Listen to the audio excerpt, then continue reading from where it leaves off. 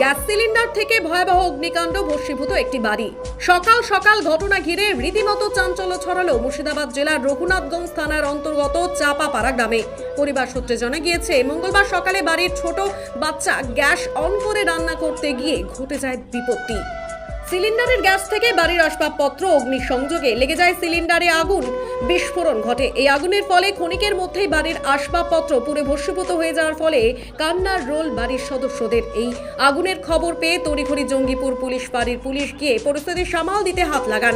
এলাকাবাসীর প্রচেষ্টায় আগুন নিয়ন্ত্রণে আসলেও সমস্ত কিছু পুড়ে ভস্মীভূত হয়ে যায়।